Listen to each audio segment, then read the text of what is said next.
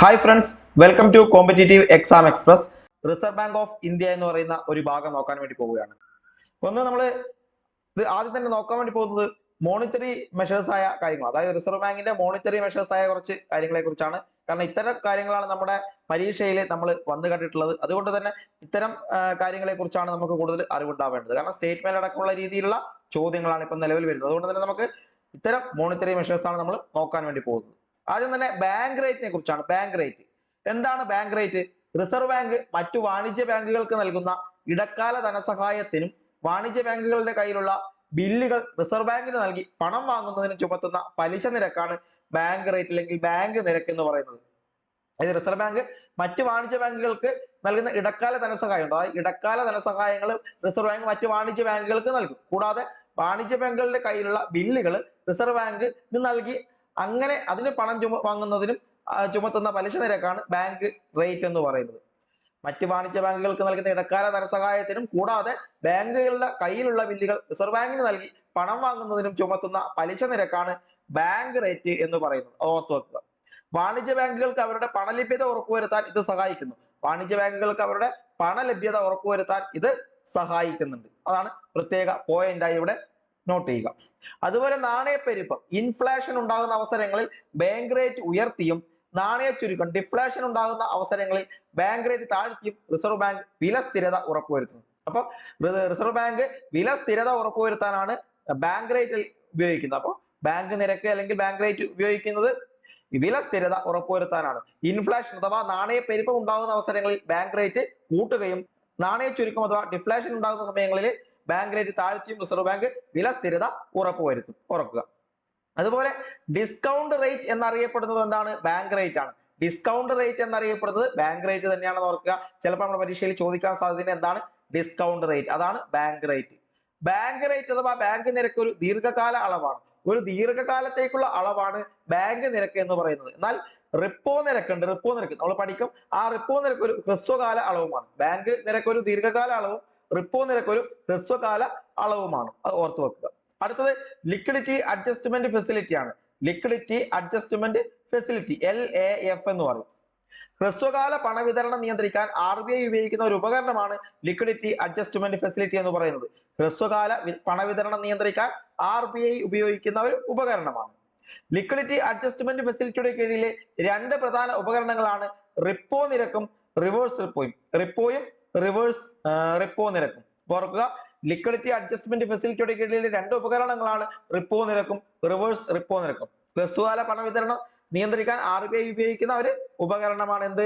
Liquidity adjustment facility എന്ന് പറയുന്നത്. അതായത് നമ്മൾ റിപ്പോ നിരക്കാണ് നോക്കാൻ വേണ്ടത്. റിപ്പോ നിരക്ക്, റിപ്പോ റേറ്റ് എന്ന് പറയുന്നത് റിസർവ് ബാങ്ക് വാണിജ്യ ബാങ്കുകൾക്ക് നൽകുന്ന കടങ്ങൾക്ക് ഈടാക്കുന്ന പലിശയാണ്. റിപ്പോ നിരക്ക് എന്ന് പറയുന്നത് റിസർവ് ബാങ്ക് വാണിജ്യ ബാങ്കുകൾക്ക് നൽകുന്ന കടമുണ്ട്. വാണിജ്യ ബാങ്കുകൾക്ക് കടമായി റിസർവ് ബാങ്ക് കുറച്ച് പണം അല്ലെങ്കിൽ മറ്റ് കാര്യങ്ങൾ നൽകും. അങ്ങനെ നൽകുന്ന പണത്തിന്മേൽ ഈടാക്കുന്ന പലിശയാണ് റിപ്പോ റേറ്റ് എന്ന് പറയുന്നത്. റിസർവ് ബാങ്ക് വാണിജ്യ ബാങ്കുകൾക്ക് നൽകുന്ന കടങ്ങൾക്ക് ഈടാക്കുന്ന പലിശ അത് റിപ്പോ റേറ്റ് എന്നാണ് അറിയപ്പെടുന്നത്. ഓർത്ത് വെക്കുക, റിപ്പോ റേറ്റ്. പിന്നെ റിവേഴ്സ് റിപ്പോ ഉണ്ട്. റിവേഴ്സ് റിപ്പോ റിസർവ് ബാങ്ക് വാണിജ്യ ബാങ്കുകളിൽ നിന്നും വാങ്ങുന്ന കടങ്ങൾക്ക് നൽകുന്ന പലിശയാണ് റിവേഴ്സ് റിപ്പോ. റിസർവ് ബാങ്ക് വാണിജ്യ ബാങ്കുകളിൽ നിന്നും വാങ്ങുന്ന കടം, നമ്മൾ റിപ്പോ റേറ്റ് പറഞ്ഞു. റിസർവ് ബാങ്ക് വാണിജ്യ ബാങ്കുകൾക്ക് നൽകുന്ന കടങ്ങൾക്ക് ഈടാക്കുന്ന പലിശയാണ് റിപ്പോ റേറ്റ്. അതുപോലെ റിസർവ് ബാങ്ക് വാണിജ്യ ബാങ്കുകളിൽ നിന്നും വാങ്ങുന്ന കടങ്ങൾക്ക് നൽകുന്ന പലിശയാണ് റിവേഴ്സ് റിപ്പോ എന്ന് പറയുന്നത്. ബാങ്ക് അതിന്റെ തീയതിയും രേഖപ്പെടുത്തിയ സർക്കാർ സെക്യൂരിറ്റികളും ട്രഷറി ബില്ലുകളും പണയപ്പെടുത്തി വാണിജ്യ ബാങ്കുകളിൽ നിന്ന് വായ്പയെടുക്കുന്ന ആ ഒരു പലിശ നിരക്കാണ് റിവേഴ്സ് റിപ്പോ എന്ന് പറയുന്നത്. അതായത് റിസർവ് ബാങ്ക് എന്ത് ചെയ്യും? അതിന്റെ തീയതി രേഖപ്പെടുത്തിയ സർക്കാർ സെക്യൂരിറ്റികളും ട്രഷറി ബില്ലുകളും ഒക്കെ വാണിജ്യ ബാങ്കുകളിൽ പണയപ്പെടുത്തി കുറച്ച് പൈസ വായ്പയെടുക്കും. അപ്പൊ അതിന് നൽകുന്ന പലിശ നിരക്കാണ് റിവേഴ്സ് റിപ്പോ എന്ന് പറയുന്നത്. ഓക്കെ. അടുത്തത് കരുതൽ ധനാനുപാതം അഥവാ ക്യാഷ് റിസർവ് റേഷ്യോ. കരുതൽ ധനാനുപാതം അഥവാ ക്യാഷ് റിസർവ് റേഷ്യോ. വാണിജ്യ ബാങ്കുകൾ സ്വീകരിക്കുന്ന നിക്ഷേപങ്ങളിലെ ഒരു നിശ്ചിത തുക കരുതലായി റിസർവ് ബാങ്കിൽ സൂക്ഷിക്കേണ്ടതുണ്ട്. ഇതിനെയാണ് കരുതൽ ധനാനുപാതം അല്ലെങ്കിൽ ക്യാഷ് റിസർവ് റേഷ്യോ എന്ന് പറയുന്നത്. വാണിജ്യ ബാങ്കുകൾ സ്വീകരിക്കുന്ന നിക്ഷേപങ്ങളിൽ ഒരു, അതായത് വാണിജ്യ ബാങ്കുകൾ ഒരു 10 ലക്ഷം രൂപ ഒരു ആളുടെ നിക്ഷേപിക്കുന്ന കരുതുക. അങ്ങനെ അതിന്റെ ഒരു നിശ്ചിത ശതമാനം എന്ത് ചെയ്യണം? റിസർവ് ബാങ്കിൽ സൂക്ഷിക്കണം. ഇതിനെയാണ് കരുതൽ ധനാനുപാതം എന്ന് പറയുന്നത്. അതായത് എല്ലാ ബാങ്കും അല്ലെങ്കിൽ എല്ലാ എമൗണ്ടും എന്ത് ചെയ്യാം? വാണിജ്യ ബാങ്കുകളല്ല, അതിന്റെ ഒരു ശതമാനം റിസർവ് ബാങ്കിലാണ് സൂക്ഷിക്കേണ്ടത്. കാരണം ബാങ്കിന് പിന്നീട് വല്ല ബാങ്ക് പൊളിഞ്ഞു പോവുക തുടങ്ങിയ അവസരങ്ങളിലൊക്കെ അതിനെ സംരക്ഷിക്കേണ്ടത് റിസർവ് ബാങ്കിന്റെ ഒരു കടമയായതുകൊണ്ടാണ് അങ്ങനെ ചെയ്യുന്നത്. വാണിജ്യ ബാങ്കുകൾക്ക് ഈ കരുതൽ തുക കഴിച്ചുള്ള തുകയെ വായ്പയായി ജനങ്ങൾക്ക് നൽകാൻ കഴിയും. ഇങ്ങനെ ഒരു കരുതൽ തുക കഴിച്ചുള്ള ബാക്കി തുകയാണ് വായ്പയായി ജനങ്ങൾക്ക് നൽകാൻ വാണിജ്യ ബാങ്കുകൾക്ക് കഴിയുന്നത്. പണപ്പെരുപ്പം ഉണ്ടാകുമ്പോൾ കരുതൽ ധനാനുപാതം ഉയർത്തിയും പണച്ചുരുക്കം ഉണ്ടാകുമ്പോൾ കരുതൽ ധനാനുപാതം കുറച്ചും റിസർവ് ബാങ്ക് ചില സ്ഥിരത ഉറപ്പുവരുത്തും. അതായത് പണപ്പെരുപ്പം ഉണ്ടാകുമ്പോൾ കരുതൽ ധനാനുപാതം ക്യാഷ് റിസർവ് റേഷ്യോ ഉയർത്തും. അത് കുറയുമ്പോൾ അല്ലെങ്കിൽ പണച്ചുരുക്കം ഉണ്ടാകുമ്പോൾ കരുതൽ ധനാനുപാതം അതായത് ക്യാഷ് റിസർവ് റേഷ്യോ കുറയ്ക്കും. ഇങ്ങനെയാണ് വില സ്ഥിരത റിസർവ് ബാങ്ക് ഉറപ്പുവരുത്തുന്നത്. അതാണ് കരുതൽ ധനാനുപാതവുമായി ബന്ധപ്പെട്ട് ഓർത്തു വെക്കേണ്ടത്. ഇനി നിയമപ്രകാരമുള്ള ലഭ്യതാ അനുപാതം അഥവാ സ്റ്റാറ്റ്യൂട്ടറി ലിക്വിഡിറ്റി റേഷ്യോ എന്ന് പറയും, SLR. Statutory liquidity ratio SLR എന്ന് പറയും. അതാണ് നിയമപ്രകാരമുള്ള ലഭ്യതാ അനുപാതം.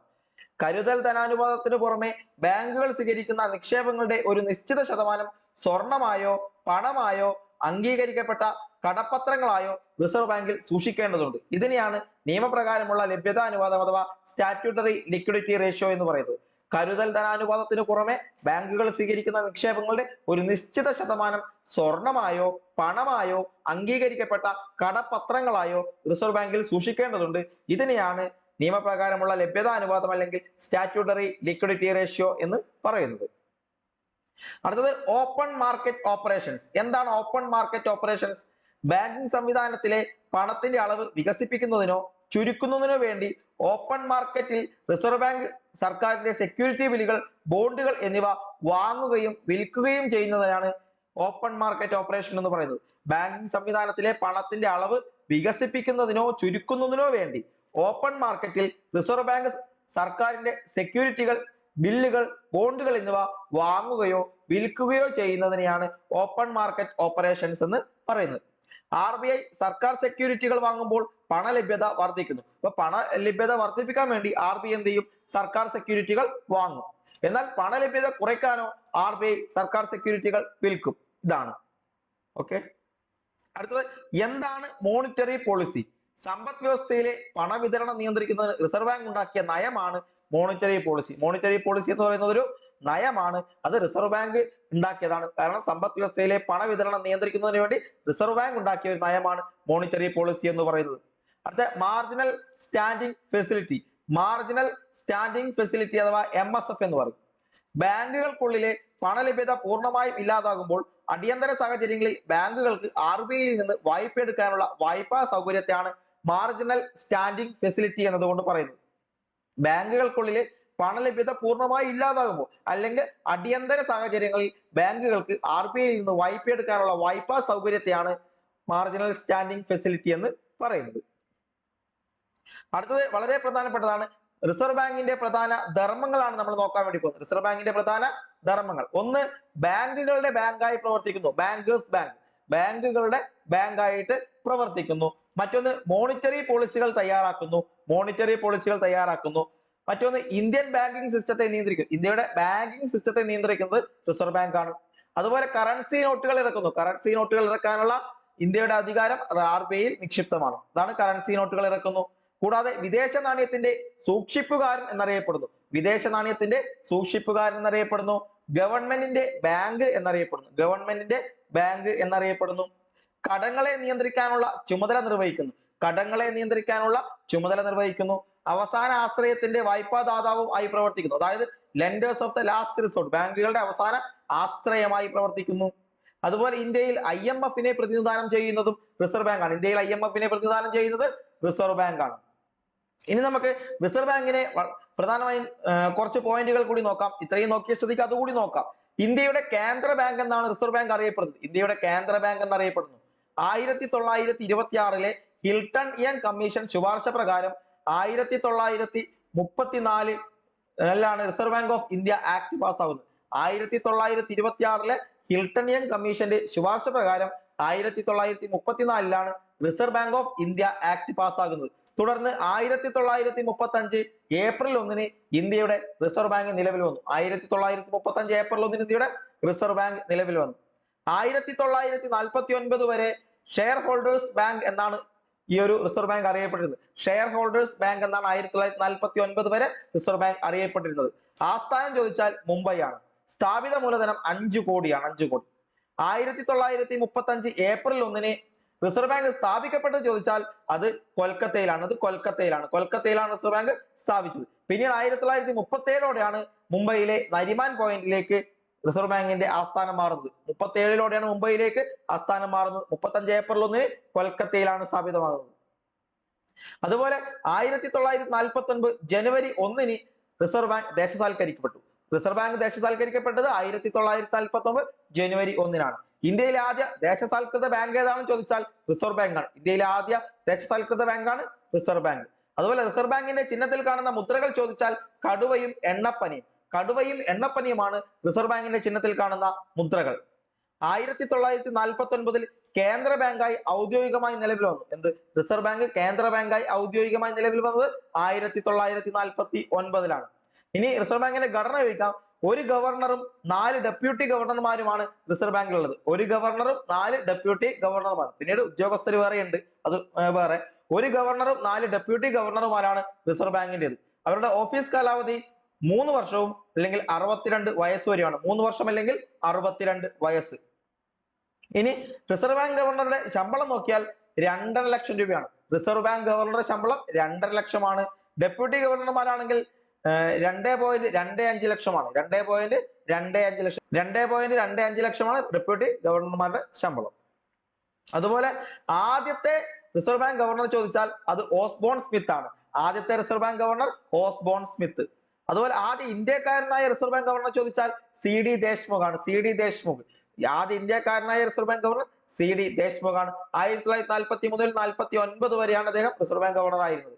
സ്വതന്ത്ര ഇന്ത്യയിലെ ആദ്യ RBI ഗവർണറാണ് CD ദേശ്മുഖ്. അതിനാണ് ഇത് പറഞ്ഞത്. 1947 ഇന്ത്യക്ക് സ്വാതന്ത്ര്യം കിട്ടുന്നത്. പക്ഷെ ഇദ്ദേഹം 49 വരെ ഉണ്ടായിരുന്നു. അതുകൊണ്ട് സ്വതന്ത്ര ഇന്ത്യയിലെ ആദ്യത്തെ RBI ഗവർണർ ചോദിച്ചാൽ CD ദേശ്മുഖ് ആണ്. ആദ്യ ഇന്ത്യക്കാരനും CD ദേശ്മുഖ് ആണ്. അതുപോലെ കറൻസി നോട്ടിൽ ഒപ്പുവെച്ച ആദ്യ RBI ഗവർണറാണ് ജെയിംസ് ടൈലർ. കറൻസി നോട്ടിൽ ഒപ്പുവെച്ച ആദ്യ RBI ഗവർണർ ജെയിംസ് ടൈലർ ആണ്. അതുപോലെ ഏറ്റവും പ്രായം കുറഞ്ഞ റിസർവ് ബാങ്ക് ഗവർണർ ചോദിച്ചാലും ജെയിംസ് ടൈലർ ആണ്. ഏറ്റവും കൂടുതൽ കാലം റിസർവ് ബാങ്ക് ഗവർണർ ആയിരുന്നത് BR റാവു ആണ്. ഏറ്റവും കൂടുതൽ കാലം റിസർവ് ബാങ്ക് ഗവർണർ ആയത്. എന്നാൽ ഏറ്റവും കുറച്ചു കാലം reserve bank governor Amitav Ghosh ആണ്. ഏറ്റവും കുറച്ചു കാലം റിസർവ് ബാങ്ക് ഗവർണർ ആയത്. അതുപോലെ ഒരു വനിതയും ഇതുവരെ റിസർവ് ബാങ്ക് ഗവർണർ ആയിട്ടില്ല എന്ന് പ്രത്യേകം ഓർത്തു വെക്കുക. എന്നാൽ ഡെപ്യൂട്ടി ഗവർണറായ വനിതയുണ്ട്. ആദ്യമായി ഡെപ്യൂട്ടി ഗവർണറായ വനിതയാണ് KJ ഉദ്ദേശി. ആദ്യ ഡെപ്യൂട്ടി ഗവർണറായ വനിത ചോദിച്ചാൽ KJ ഉദ്ദേശി. ഇനി RBI ഗവർണറായ ശേഷം ഇന്ത്യൻ പ്രധാനമന്ത്രിയായത് ചോദിച്ചാൽ മൻമോഹൻ സിംഗ് ആണ്. RBIയുടെ ഗവർണറായ ശേഷം ഇന്ത്യൻ പ്രധാനമന്ത്രിയായ വ്യക്തിയാണ് മൻമോഹൻ സിംഗ്. 1969 ദേശസാൽക്കരണ സമയത്ത് RBI ഗവർണർ ചോദിച്ചാൽ ലക്ഷ്മികാന്ത് ദായാണ്. 1969 ദേശസാൽക്കരണ സമയത്ത് RBIയുടെ ഗവർണർ. നിലവിലെ ഗവർണർ ചോദിച്ചാൽ അതുപോലെ RBI സാമ്പത്തിക വർഷം കണക്കാക്കുന്നത് ജൂലൈ 1 മുതൽ ജൂൺ 30 വരെയാണ്. RBI സാമ്പത്തിക വർഷമായി കണക്കാക്കുന്നത്. ഇനി RBIയുടെ പ്രവർത്തനങ്ങൾ മെച്ചപ്പെടുത്തുന്നതിനായി പുതുതായി ആരംഭിച്ച സംരംഭമാണ് ഉത്കർഷ് 2022. RBIയുടെ പ്രവർത്തനങ്ങൾ മെച്ചപ്പെടുത്തുന്നതിനായി പുതുതായി ആരംഭിച്ച സംരംഭം ചോദിച്ചാൽ അത് ഉത്കർഷ് 2022 ആണ്. അടുത്തത് 2019 റിസർവ് ബാങ്കിന്റെ മോണിറ്ററി മ്യൂസിയം നിലവിൽ വന്നത് കൊൽക്കത്തയിലാണ്. റിസർവ് ബാങ്കിന്റെ മോണിറ്ററി മ്യൂസിയം 2019 നിലവിൽ വന്നത് കൊൽക്കത്തയിലാണ്. അതുപോലെ RBIയുടെ സാമൂഹിക ബോധവൽക്കരണ പ്രചരണ പരിപാടിയുടെ ബ്രാൻഡ് അംബാസിഡറായി നിയമിതനായത് ചലച്ചിത്ര താരം അമിതാഭ് ബച്ചനാണ്. RBIയുടെ സാമൂഹിക ബോധവൽക്കരണ പ്രചരണ പരിപാടിയുടെ ബ്രാൻഡ് അംബാസിഡറായി നിയമിതനായത് ചലച്ചിത്ര താരം അമിതാഭ് ബച്ചനാണ്. ഓക്കെ, അപ്പൊ ഇത്രയും വസ്തുതകളാണ് നമ്മൾ RBIയുമായി ബന്ധപ്പെട്ട് പഠിക്കേണ്ടത്. ആദ്യത്തെ മോണിറ്ററി പോളിസിയുമായി ബന്ധപ്പെട്ട കാര്യങ്ങൾ വ്യക്തമായി പഠിക്കുക. പിന്നീട് പ്രധാന ചുമതലകൾ എന്തൊക്കെയാണ് അല്ലെങ്കിൽ ധർമ്മങ്ങൾ എന്തൊക്കെയാണെന്ന് പഠിക്കുക. പിന്നീട് റിസർവ് ബാങ്കിനെ കുറിച്ചും ജസ്റ്റ് ഒന്ന് ഓടിച്ചു നോക്കി പഠിക്കുക. കാരണം നമുക്ക് പ്രധാനമായി സ്റ്റേറ്റ്മെന്റ് രീതിയിൽ എങ്ങനെയാണ് ചോദ്യങ്ങൾ വരുന്നതെന്ന് പറയാൻ സാധിക്കില്ല. ഇതിൽ നിന്ന് നമുക്ക് 1 മാർക്കിന്റെ ചോദ്യങ്ങൾ പ്രതീക്ഷിക്കാവുന്നതാണ്.